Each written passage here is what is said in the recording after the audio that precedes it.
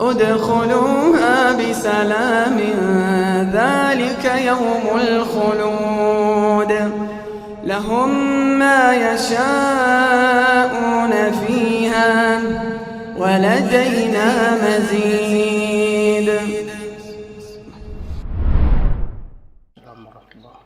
إن الحمد لله نحمده ونستعينه ونستغفره ونعوذ بالله من شرور أنفسنا وسيئات أعمالنا من يهد الله فلا مضل له ومن يضلل فلا هادي له أشهد أن لا إله إلا الله وحده لا شريك له إقرارا به وتوحيدا وأشهد أن محمدا عبده ورسوله لا نبي ولا رسول بعده اللهم إني أعوذ بك من علم لا ينفع ومن قلب لا يخشع ومن نفس لا تشبع ومن دعوة لا يستجاب لها اللهم إني أسألك علما نافعا ورزقا طيبا وعملا متقبلا أما بعد قال المصنف رحمه الله الإمام ابن القيم الجوزية في كتابه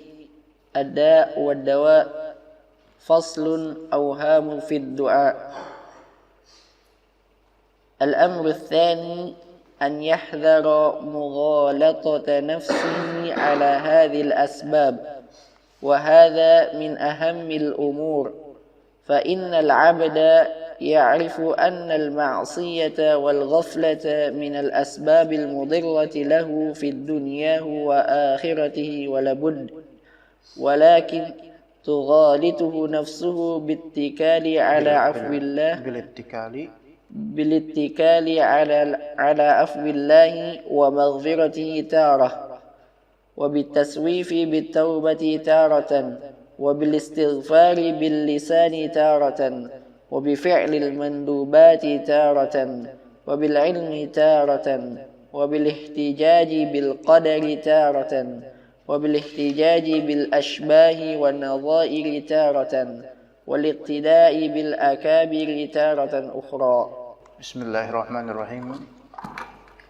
الحمد لله الذي أرسل رسوله بالهدى ودين الحق ليظهره على الدين كله والصلاة والسلام على نبينا محمد وعلى آله وصحبه أجمعين. اللهم إنا نسألك علما نافعا ورزقا طيبا وعملا متقبلا. Perkara pertama dari dua perkara yang melengkapi kebahagiaan dan keberuntungan seseorang. Kalau perkara pertama yaitu ma'rifah. Ma'rifatu tafasila asbabis syarri wal khair. Dengan segala rinciannya yang telah kita bahas pada pertemuan sebelum ini. Nah, setelah ma'rifah harus ada follow up. Apa setelah ma'rifah? Jangan cuma mengetahui saja. Al-amru tsani. Jadi pengetahuan semata tanpa follow up, tanpa efek itu tidak menjamin dan tidak menjanjikan kebahagiaan. Ya. Al-amru tsani an yahdhara mughalata nafsihi ala hadhihi al-asbab. Perkara yang kedua dari penyebab sempurnanya kebahagiaan seseorang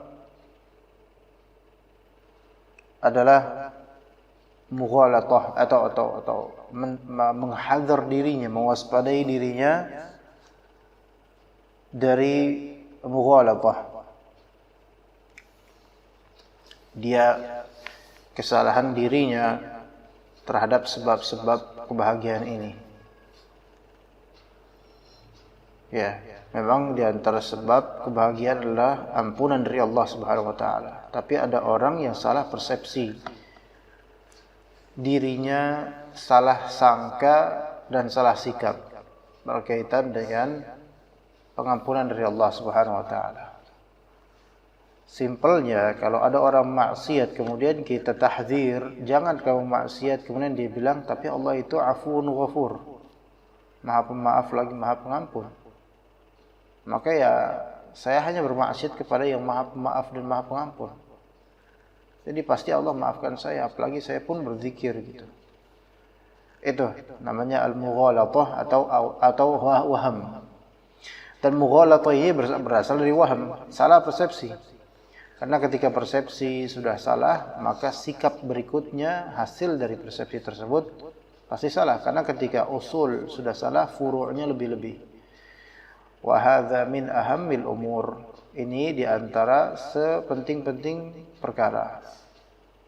Fa innal 'abda ya'rifu anna al-ma'siyata wal ghaflata min al-asbab al-mudhirrati lahu fi dunyahu wa akhiratihi wa la bud.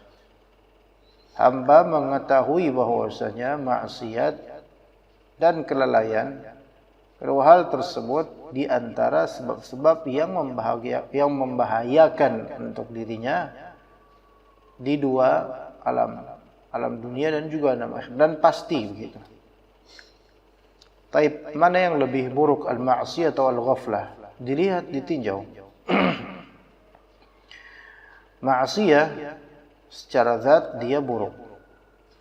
Ghaflah secara zat dia sebab keburukan. Ya. Ma'siyah dia secara zat sudah buruk. Adapun ghaflah secara zat dia adalah sebab keburukan. Bahkan aslu kulli syarr al-ghaflah. Sebab seluruh keburukan itu yaitu kelalaian, karena seseorang tidak akan mungkin melakukan kelalaian melakukan kemaksiatan dan kesalahan kecuali disebabkan ghaflah. Baik ghaflah ini ghaflah murni karena memang lalai semata ataupun taghaful, pura-pura lalai. Bahkan dikatakan oleh sebagian ahlul ilm, ghaflah yaitu kelalaian adalah dosa yang paling tidak disadari. Kelalaian adalah dosa yang paling tidak disadari. Ya. Dari satu sisi maksiat dari sisi zatnya maksiat itu secara zat buruk dari sisi zatnya. Berarti lebih buruk daripada ghaflah dari sisi zatnya.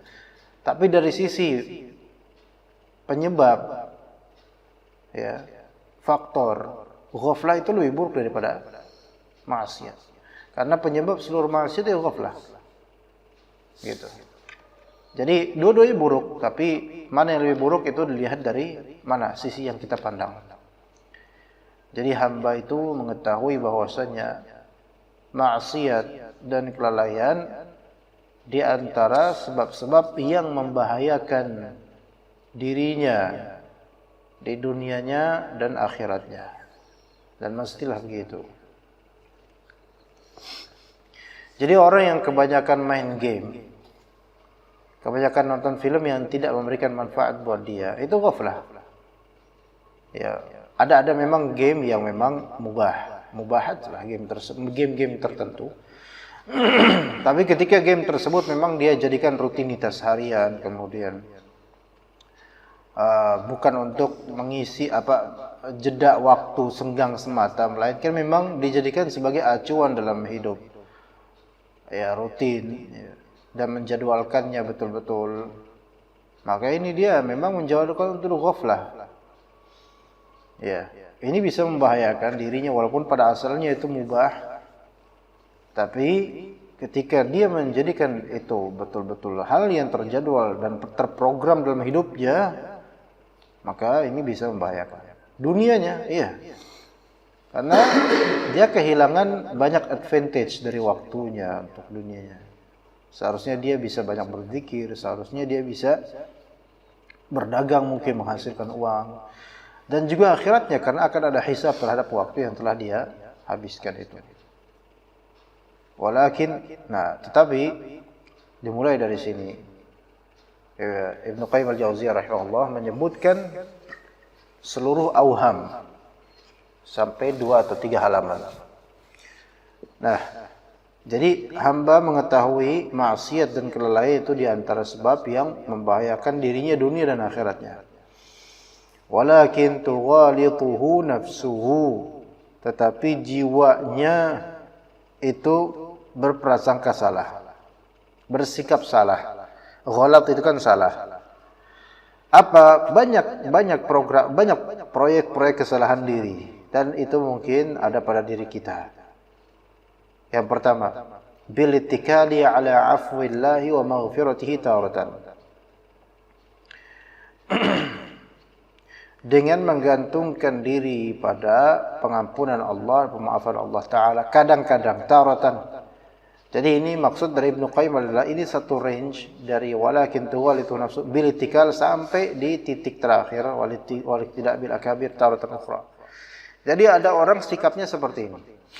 Dia kadang-kadang bergantung kepada pengampunan dan pemaafan dari Allah Ta'ala. Baik. Ini hal yang bagus enggak? Bagus sebenarnya, pada asalnya bagus. Cuman tidak cukup ya. Kita lihat bagaimana sisi lain daripada orang ini. Wa bitaswifi bitaubati taratan. Dan kadang-kadang dia menunda-nunda taubat dengan beralasan apa? Allah Maha Pemaaf dan Maha Pengampun. Bagus yang tadinya tawakal at-ittikal dengan afwillah wa maghfiratih, tidak bagus dengan taswif bitaubah. Tapi kemudian wabil istighfar bil lisan taratan, beristighfar dengan lidahnya kadang-kadang. Wa yaf'alul mandubat, ya, melakukan hal-hal yang sunnah kadang-kadang. Wabil ilmi taratan, kadang-kadang dia terperdaya dengan ilmunya atau menuntut ilmu, ya. Yang ini istighfar bil lisan, fi'l mandubat, ilm, ini semua bagus. Tadi blending dengan sikap yang buruk, ya. Kadang-kadang wabil ihtijaji bil qadari taratan, kadang-kadang berhujjah dengan takdir dalam masalah maksiat. Ya, saya itu kayak gini tuh karena memang sudah takdir qadar Allah, ya. Kenapa kok kamu berzina? Ya, qadar Allah lah. Astagfirullah, tapi ya qadar Allah, mau gimana lagi? Saya memang udah takdirnya begitu. Nah, ini salah. Wabil ihtijaji bil asbah wal nadhairi taratan, Anda berusaha untuk mencari maksud dari ini, tapi Anda belum ketemu maksud dari asbah wal nadhair. Ya, kita mafhum itu salah satu masalah yang ada di bidang usul fiqh. Ya, asbah wal nadhair ini sampai ada kitab-kitab karya Ibnu Nujaim, karya As-Suyuti dan lainnya. Tapi asbah wal nadhair ini fiqh, ya, atau usul fiqh. Dan Anda enggak bisa memahami dengan baik tentang kalimat ini, jadi tidak bisa menjabarkan. Wal iqtidai bila kabiri taratan ukhra. Ya, bisa juga berhujjah dengan apa? Dengan mengikuti al-akabir, orang-orang besar. Ya, berhujjah dengan itu. Tapi kan kami udah ikut dengan Ustadz Fulan gitu loh. Jadi kadang-kadang ya ini sebenarnya kita banget gini ya, apa? Kita kadang memang bertawakal, beritikal, menyadarkan perkara pada pengampunan Allah Subhanahu wa taala, tapi di sisi lain kita itu menunda-nunda taubat. Kita istighfar betul, tapi kita menunda-nunda taubat. Kita melakukan hal sunnah, menuntut ilmu, tapi kita kadang-kadang merasa saya kayak gini orangnya, udah kayak gini, berihtijaz bil qadar. Tanpa kita sadari, sebagian dari orang pemarah, ya, dan ketawanya keras, suaranya memang lantang keras, dan kadang sama orang tua atau sama apa bersuara keras, dinasihati temannya, suaranya pelanin dikit lah, nggak usah kayak gitu, nggak enak dengarnya. Terus dia bilang, saya emang orangnya udah kayak gini. Ini semi ihtijaz bil qadar. Ketika memang syariat Allah Subhanahu wa taala memerintahkan waqfid janahaka bidzulli minar rahmah, ya, rendahkan suaramu terhadap orang tua. Tapi kemudian berhujjah dengan apa? Saya emang udah kayak gini suara saya, padahal bisa dia perbaiki itu, maka ini berhujjah dengan takdir. Ya. Begitu. Ada orang yang kerjaannya semua orang itu salah baginya. Semua orang salah, nggak ada yang benar. Hanya dirinya benar. Semua orang salah. Semua dikritisi, semuanya. Dinasihati sama temannya, akhi antum nggak bisa antum mengkritik semua hal. Sementara antum melupakan diri antum. Terus dia bilang, ya emang udah kayak gini karakter anda mau gimana lagi coba. Nah, ini berhujjah dengan takdir. Berhujjah dengan apa yang Allah berikan kepadanya. Padahal dia tuh bisa berikhtiar untuk menghilangkan keburukan tersebut. Nah, sebagian berhujjah dengan iqtida' bil akabir. Merasa kalau misalnya dia sudah dekat dengan ustadz tertentu atau ikut kajian ustadz kabir, maka dia bebas untuk melakukan hal-hal seperti ghibah, ya, atau menjelekkan siapapun, ya, tanpa hak, ya. Maka yang seperti ini mughalatun nafs, salah persepsi. Ya, merasa secure, merasa aman, padahal dia di ambang jurang, gitu. Ya. Jadi memang orang-orang yang memblending antara hak dan batil, antara kebaikan dan keburukan, kadang baik tapi kadang melalaikan hal yang buruk sehingga terjerumus padanya, ini belum bisa dipastikan. Sebagaimana diri kita belum bisa memastikan diri kita bagaimana. Ya, jadi muwalatun nafs ini harus kita baca pada diri kita. Auham, kesalahan persepsi dalam masalah doa. Merasa lisannya sudah basah dengan zikir, tapi bagaimana gitu. Ya. Dan kadang-kadang Allah berikan hukuman setelah kematian orang yang memang dia sholat, mungkin sedekah, tapi selama hidupnya itu menyakiti semua orang. Ya, ini ada ceritanya seperti itu. Ya, ada nenek-nenek. Ini bukan cerita di hadis Nabi, cerita di rakyat. Yang dia dikenal ahli shalah, rajin baca Quran, tetapi tidak pernah bergaul baik dengan seluruh tetangganya. Ada anak-anak yang main di depan rumahnya itu langsung diomeli dengan kalimat-kalimat kasar dan banyak menyakitkan orang dengan lidahnya. Setelah wafatnya orang ini, nenek ini, ya, Allah Ta'ala jadikan fitnah, ya, sebagai pembalasan, yaitu jin qarin atau syaitan menggentayangi kampung tersebut dan meneror mereka, menyerupakan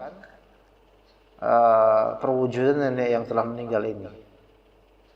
Ini cerita seperti ini memang banyak terjadi sih di masyarakat, dan kita katakan ya itu bisa terjadi, tapi tentunya bukan rohnya nenek itu. Ya, kalau bisa kita katakan itu rohnya nenek itu, akidah kita ya ngawur juga gitu. Yang sahih adalah kalau itu terjadi, itulah fitnah yang Allah Ta'ala timpakan pada masyarakat, mungkin sebagai hukuman bagi nenek ini. Jeleknya perangainya melazimkan buruknya usia kedua nenek ini, yaitu setelah wafatnya orang-orang makin benci dengan nenek ini dengan keberadaan fitnah ini. Ya, karena jin qarin atau syaitannya itu yang memberikan, yang kemudian membuat nama nenek ini semakin dilaknat oleh orang-orang. Inilah efek, wallahu alam, efek dari apa? Amalnya saleh untuk dirinya sendiri, tapi untuk orang lain dia merugikan. Begitu. Ya, wallahu alam. Fadhal. وقال المؤلف رحمه الله: وكثير من الناس يظن أنه لو فعل ما فعل ثم قال أستغفر الله زال أثر الذنوب وراح هذا بهذا. Syuf, enak banget kalau kayak gini ya. وكثير من الناس, banyak dari orang, yadhun, menyangka bahwasanya kalau dia melakukan apapun dari dosa apapun, kemudian dia cukup bilang astagfirullah, maka hilanglah efek dari dosa. Dah. Ya, kau ngapain? Mau maksiat? Ittaqillah. Apa maksiat dulu? Habis itu kita istighfar kok. Meremehkan kan jadinya. Nah, Ini zan yang lebih ke waham. Ya. Tapi betul nggak istighfar itu Allah jadikan sebagai wasilah penghapusan dosa? Betul. Tapi bedakan antara keyakinan diampuni oleh Allah Subhanahu wa taala dengan istighfar, dengan adanya taubat dan penyesalan, dengan merasa aman dengan istighfar. Merasa sudah aman dengan adanya syariat istighfar. Ya. Kalau kayak gini merasa aman dengan adanya syariat, merasa aman khalas. Yang penting istighfar aja. Nanti kan kita udah masih sekarang penting istighfar. Allah maaf kok. Dia melupakan teks-teks yang menunjukkan Allah Ta'ala syadidul iqab. Ya, dan orang-orang yang meremehkan ini malah justru nanti lama-lama bermain-main dia di situ. Maksiat, nanti juga istighfar. Maksiat, nanti juga istighfar. Maksiat mati. Belum sempat istighfar gimana? Ya, begitu. Jangan terperdaya dengan waham yang ada pada diri kita tentang pemaafan Allah Subhanahu wa taala yang memang Maha Pemaaf, tapi juga syadidul iqab. Coba di sini dibaca berikutnya. Wa qala al-muallif rahimahullah wa qala li rajulun minal muntasibina ila al-fiqh ana af'alu ma af'alu thumma aqul subhanallahi wa bihamdihi mi'ata marrah وقد غفر ذلك أجمعه كما صح عن النبي صلى الله عليه وسلم أنه قال من قال في يوم سبحان الله وبحمده 100 مرة حطت عنه خطاياه ولو كانت مثل زبد البحر. وقال لآخر من أهل مكة نحن إذا فعل أحدنا ما فعل اغتسل وطاف بالبيت أسبوعا وقد محي عنه ذلك.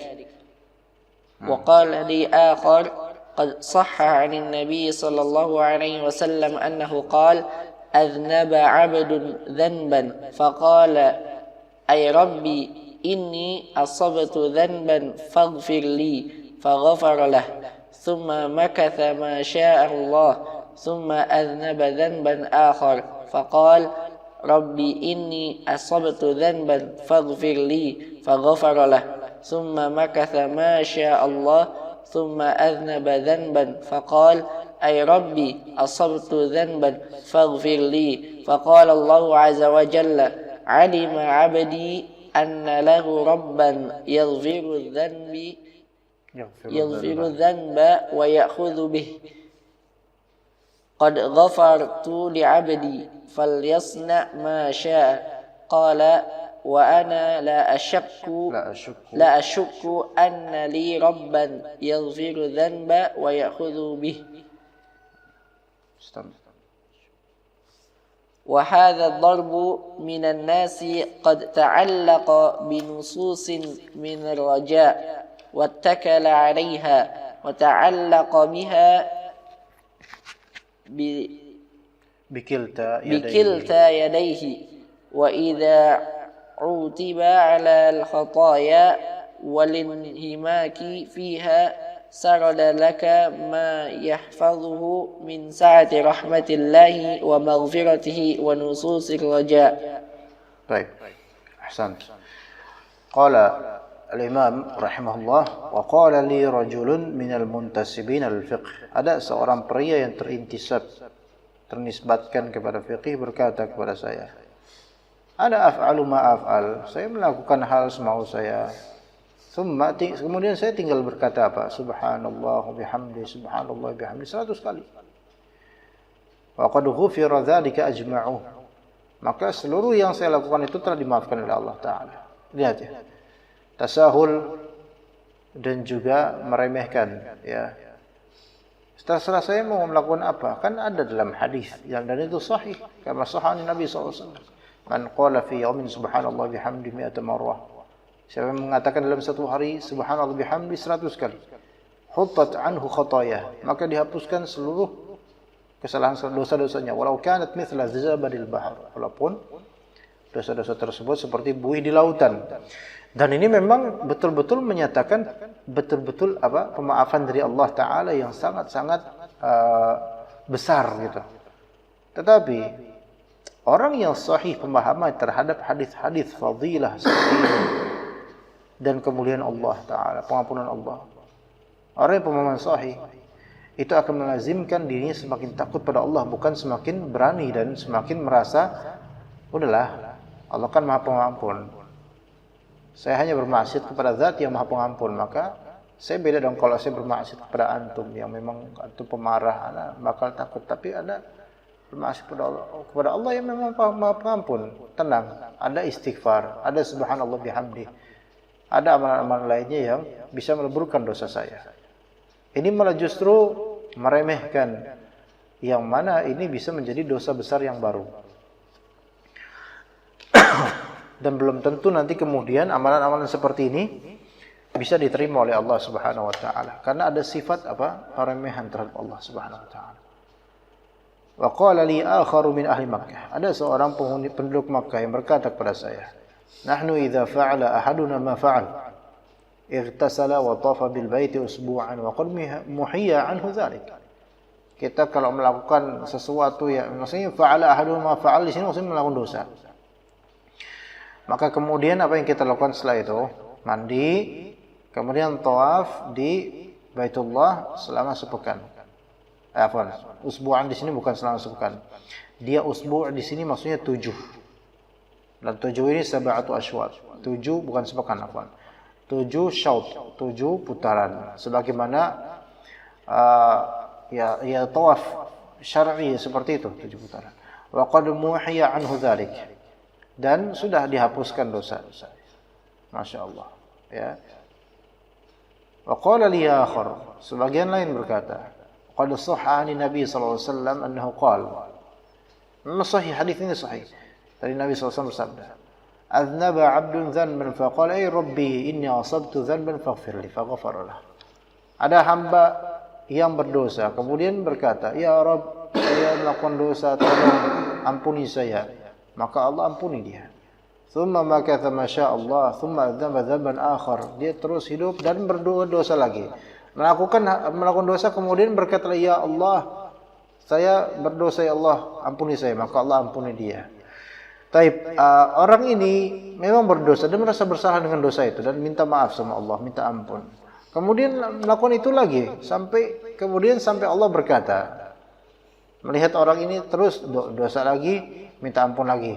Dosa lagi, minta ampun lagi. Maka kemudian kata Allah, "Alima 'abdi an lahu rabban yaghfiru dzanba wa ya'khudhu bih." Hambaku ini mengetahui bahwasanya dia memiliki Rabb yang mengampuni dosa dan juga bisa juga menghukum dengan sebab dosa itu. Maka qad ghafartu li 'abdi falyasna' ma syaa. Maka aku telah mengampuni hamba yang ini dan terserah dia mau melakukan apa saja. Tapi di sini ikhwan, antum melihat lahu rabban yaghfiru dzanba wa ya'khudhu bih. Yaghfiru dzanba wa ya'khudhu bih. Mengampuni dosa dan bisa menghukum dengan dosa tersebut.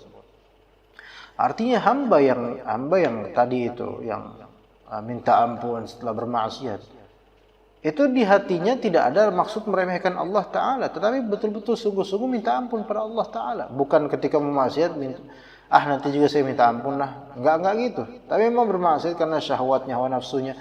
Kemudian dia menyesali itu semua dan kemudian minta maaf pada Allah. Namun kemudian di hari berikutnya dia melakukan itu lagi karena kerasnya kemauan hawa nafsu dia. Kemudian orang yang berhujjah dengan hadis ini berkata, "Wa ana la asyukku anna li rabban yaghfiru dzanba wa ya'khudhu bih." Maka kemudian orang ini dengan sebenarnya salah persepsi mengatakan, "Aku tidak ragu bahwasanya diriku memiliki Rabb yang yaghfiru dzanba, yang mengampuni dosa dan juga bisa juga menghukum seseorang dengan dosa tersebut." Ya. 3 sampel ini dari rajul dari ahli fiqih, rajul dari ahli Makkah, kemudian ada seorang rajul mubham dikomentari kemudian oleh Ibnu Qayyim al-Jauziyah rahimahullah. "Hadza ad-darbu minan nasi qad ta'allaqa bi nususin min ar-raja." Orang semacam ini itu bergantung pada nas-nas yang mengisyaratkan roja, yaitu apa? Harapan. Jadi nas-nas harapan semata. Wattakala 'alaiha, dan bertikal, menggantungkan diri padanya, menyandarkan diri padanya. Wa ta'allaqa biha bikilta yadayhi, dan menggantungkan diri dengan nas-nas tersebut dengan kedua tangannya. Ngerti enggak? Kalau seseorang bergantung dengan dua tangannya berarti sepenuhnya gitu. Ya. Sementara di sini ada nas raja dan nas iqab, ada nas at-takhwif. Dia hanya ke nas raja. Sehingga enggak takut sama Allah Taala. Ya, dengan adanya harapan. Dengan kedua tangannya. Padahal bisa satu tangannya itu dia gantung di nas-nas tentang takhwif minan nar. Wa idza utiba 'al khataya wal inhimaki fiha. Kalau misalnya dia dicela atas dosa-dosanya, kenapa kamu berbuat dosa? Wal inhimaki fiha, dan inhimak yaitu istimrar, istidamah atau mudawamah fi al khataya, yaitu selalu melakukan dosa-dosa tersebut. Ya, kalau dia dicela kayak gitu, maka saroda laka ma yahfazuhu, dia akan menampakkan kepadamu saroda yaitu zakara. Saroda yaitu zakara laka ma yahfazuhu, dia akan menyebutkan kepada engkau apa yang dia hafal dari nas-nas ya sa'ati rahmatillahi wa maghfiratihi wa nususir raja. Allah itu Ghafurur Rahim. Allah itu Maha Pengampun. Kalau kita mengatakan istighfar, Allah memaafkan. Di sepertiga malam Allah dan seterusnya. Ya, nas-nas raja. Sambil apa? Melalaikan segala nas at-takhwif. Ya. Baik, Samir. Ahsanallahu ilaikum ya Ustaz. Wa qala al-muallif rahimahullah وللجهال من هذا الضرب من الناس في هذا الباب غرائب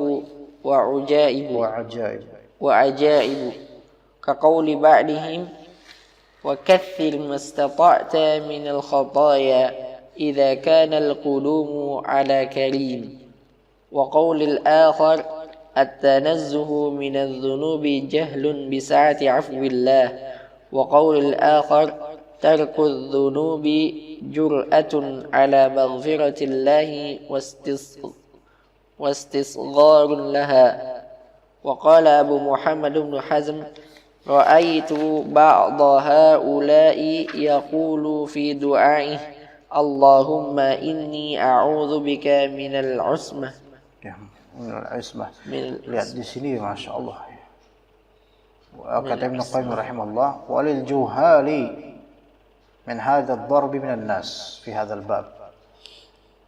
Di bab ini, jadi orang-orang jahil yang semisal ini di masalah ini ya, masalah pengampunan Allah, itu mereka memiliki gharaib dan ajaib, hal-hal yang aneh, gharib dan hal yang ajaib. Antum lihat keajaiban mereka. Faqauli ba'dihim, sebagian perkataan sebagian mereka, wa katsir mastata'ta min al-khataya, perbanyaklah apa yang kamu bisa dari dosa. Gimana? Wa katsir mastata'ta min al-khataya. Wa katsir mastata'ta min al-khataya. Selagi sempat, perbanyaklah apa yang kamu bisa dari dosa. Gimana? Ayo coba selagi sempat kamu cicipi semua dosa. Enjoy your life gitu. Iya. Idza kana al-qudumu ala karimi. Kalau ternyata pada akhirannya kamu kan bakal datang kepada zat yang maha mulia, yaitu maha pemaaf pengampun, afun karim. Terserah antum, do whatever you want to do. Lakukan apa yang kamu mau. Ya. Toh nanti pada endingnya kita akan bertemu dengan Allah yang maha pemberi rahmat. Ini sebenarnya ya tentu ini bukan agama, bukan Islami yang seperti ini. Tapi yang Anda tahu agama Nasrani seperti ini. Karena mereka merasa sudah dosa mereka sudah ditanggung lah gitu oleh penyaliban Yesus. Ya. Gitu. Tapi di sisi lain mereka memiliki juga dosa turunan. Nah, itu yang aneh ya. Mereka kan Yesus itu bagi mereka savior. Yaitu penyelamat, juru penyelamat yang menyelamatkan para pengikutnya dunia akhirat. Jadi mau dosa seberapapun bakal selamat karena dosa-dosa sudah ditanggung oleh Yesus. Tapi di sisi lain di konsep mereka juga ada dosa turunan. Yaitu kalau seorang bapak itu dia punya dosa besar, bisa juga anaknya kena dosa tersebut. Coba kalau kita lihat di Islam berbeda. Wala taziru wazratu wizra ukhra. Ya dosa orang lain, ikhlas. Enggak untuk dirinya. Baik, di sini lihat peremehan benar-benar. Seolah-olah mengagungkan Allah dengan segala pemaafan Allah Ta'ala. Tapi sebenarnya ini bukan pengagungan Allah. Ini justru perendahan terhadap Allah Ta'ala dengan kalimat wa katsir mastata'ta minal khataya. Lalu buat apa Allah melarang-larang kalau sekarang malah justru kita nyuruh-nyuruh supaya memperbanyak melakukan hal yang dilarang? Na'udzubillah. Bukankah justru ini adalah triknya syaitan, iblis? Ya iya. Begitu, syubhat dari syaitan. Wa qaulil akhar, dan perkataan orang lainnya, yang lainnya, at-tanazzuhu minadz-dzunubi jahlun bi sa'ati afwillah. Membersihkan diri dari dosa itu adalah kebodohan terhadap luasnya ampunan Allah. Yakin? Gimana? Antum tanazzuh itu kan melepaskan diri atau menghindarkan diri dari dosa, merupakan kejahilan terhadap luasnya ampunan Allah. Jadi kalau antum enggak mau berdosa, berarti antum enggak faham tentang luasnya rahmat Allah, atau enggak mengimani luasnya rahmat Allah. Berdosalah, niscaya kamu tahu betapa luasnya ampunan Allah. Gimana itu? Allah melarang kita berdosa kok, malah justru disuruh, dianjurkan, dihimbau demi menggapai keimanan gitu loh. Lihat, syubhat, ini yang disebut syubhat. Tapi bagi orang-orang awam yang banyak dosanya, hal-hal kayak gini kan, wah, ini kalimat karomah ini. Benar juga ya. Gitu. Jadi orang kadang-kadang memahami kalimat yang bersyubhat. Itu tergantung dengan bagaimana lingkungannya, tergantung bagaimana kecondongan dirinya, dan tergantung bagaimana maksiat dia gitu loh. Makanya di antara penghalang pintu taufik adalah maksiat terang-terangan. Karena dia nggak punya malu. Dan betapa banyaknya orang nggak punya malu menelan kalimat ini bulat-bulat, kemudian menjadikan kalimat ini sebagai salah satu patokan kehidupan. Dan membantah orang-orang yang membantah kalimat ini. Dengan alasan, kamu aja yang nggak ngerti ini kalimat, makanya kamu bantah. Betapa banyaknya orang-orang sufi yang kayak gitu modelnya. Oh, ini ilmu tentang batin, ya. Yang membantahnya berarti emang dia nggak tahu tentang ilmu ini. Padahal dia sendiri juga nggak tahu sebenarnya kebenaran atau kesalahan kalimat ini dan mafsadat dari kalimat-kalimat seperti ini. Kemudian qaulil akhar, perkataan lainnya, orang lain, ya. Tarku dzunubi jur'atun ala maghfiratillah wastighfarun laha. Meninggalkan dosa itu merupakan sikap sok berani terhadap pengampunan Allah Ta'ala dan meremehkan pengampunan Allah Ta'ala. Gimana? Jadi antum nggak boleh meninggalkan dosa. Berdosalah. Jangan sok deh. Jangan sok berani terhadap pengampunan Allah Ta'ala. Dan jangan meremehkan pengampunan Allah Ta'ala. Gimana ini? Bingung. Wa qala Abu Muhammad bin Hazm, Ibnu Hazm berkata, Ra'aitu ba'dha ha'ula'i yaqulu fi du'aih. Aku melihat sebagian dari mereka berkata dalam doanya, Allahumma inni a'udzubika minal ismah. Ya Allah, saya berlindung kepada Engkau dari keterjagaan dari dosa. Jadi apa arti? Mafhum mukhalafahnya apa? Ya Allah, buatlah saya menjadi pendosa. Gimana? Nantang. Ya. Ya tidak, sampai situ aja. Antum jadi tahu sekarang sebagian orang-orang juhal, ya, mereka menuturkan kalimat-kalimat khabith yang bersyubhat.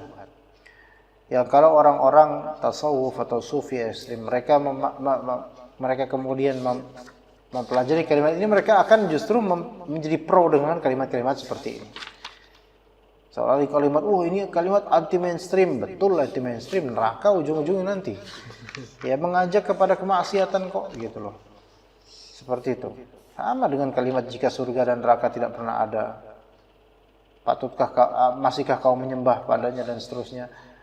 Ya, Wallahu a'lam. Seperti itu. Itu soal. Baik, untuk dakwah cukup sampai situ insyaallah taala. Sallallahu ala nabiyina Muhammad wa ala alihi wa sahbihi ajma'in.